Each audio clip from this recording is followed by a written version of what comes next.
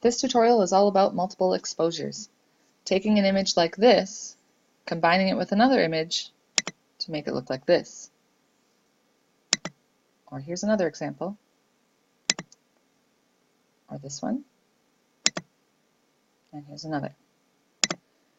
For this tutorial, you're going to need 2 or more photos. One of them should be a portrait, a silhouette of some shape, or just a subject that has an interesting shape to it. It's going to lose a lot of its details, so that's why you want it to be interesting in its outline. And then you'll also need another picture that you're going to fill that subject with. So maybe a texture, some plants, maybe a pattern, something that has an interesting repetition to it that will fill the other picture. To begin, I'm going to open my portrait in Photoshop, and then I've gone to the internet and found a sample picture that I'm going to copy and paste in here. Then I'm going to stretch it to fit, or maybe in some cases you'll want to rotate it.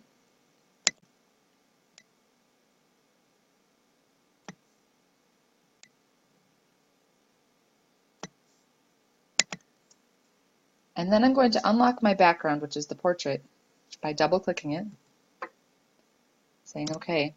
And now, once it's unlocked, I can move it above the branches. Now the next step is to change the blending mode.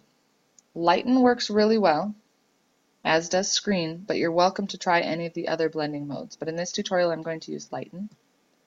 And instantly, we have most of our multiple exposure complete. You will notice that anywhere on the portrait that was dark got filled in with the background. So you notice her hair is pretty dark, so it got filled in with the branches, but her face and the background here, they're very bright, they stayed bright. That is how Lighten mode works. So in Lighten mode, if something is dark, it'll get filled in with the texture. So her hair, her eyes, her nostrils, the shadow under her chin, but anything that is light will stay light. And so that's how you get that white background to stay white. So for example, if you want a person's hair to be filled with the trees, the hair needs to be really dark and darker than the trees. Now there's some things we can do to make this look even better. Multiple exposures look really good in black and white. Sometimes they look cool in color, like this.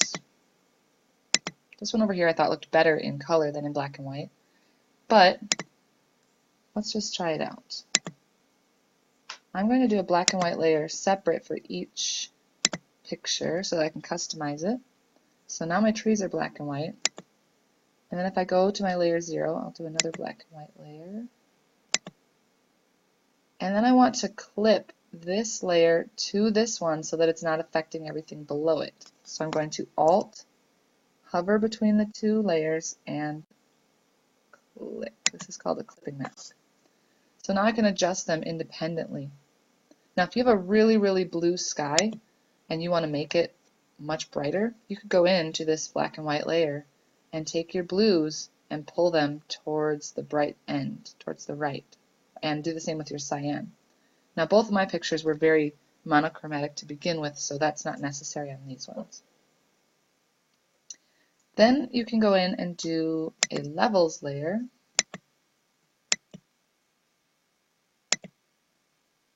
And the levels layer will let you adjust the darks and the midtones and the brights to kind of customize the look. So you can kind of just play around and see what looks best. So now I'm making the tree branches darker.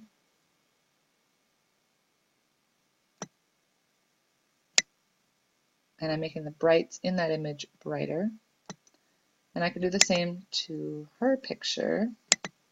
But again, I want to clip it so that it doesn't affect the tree. Now it automatically did that because I had already clipped the black and white.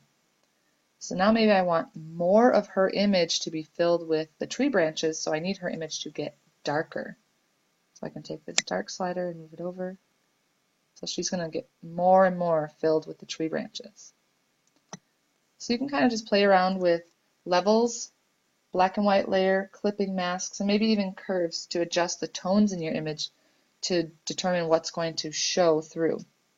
Now if I click on the opacity of the portrait layer, I could make a little more of the background show through by reducing it. So if I want to see some of the tree branches around her, then maybe I can lower it down to a lower opacity. So we see that.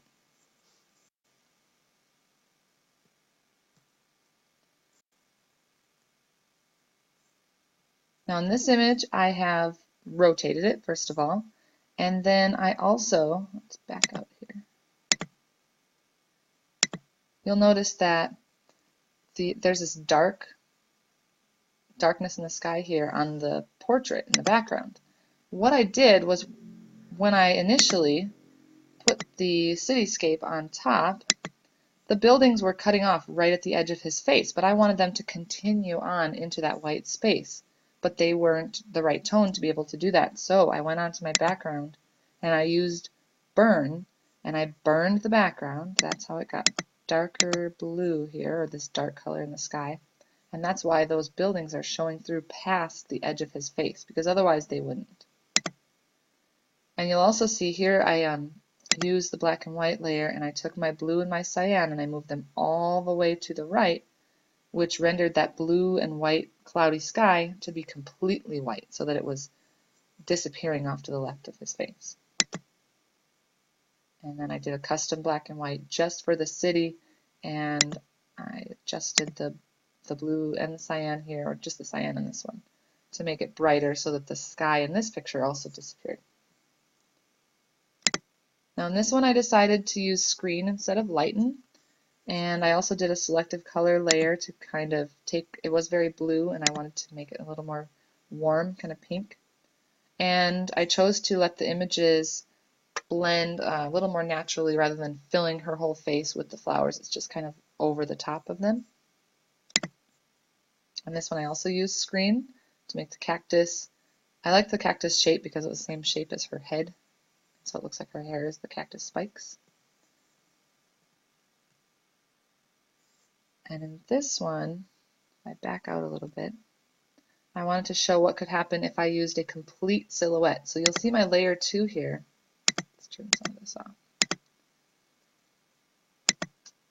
My layer 2 is just a silhouette of a hand, and it didn't have enough background space, so I painted in some extra white here, and that doesn't really matter.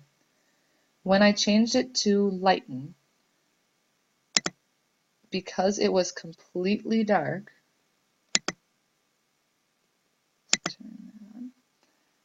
it filled in the whole entire hand with the tree background rather than just parts of it, because you'll see the whole hand is completely black.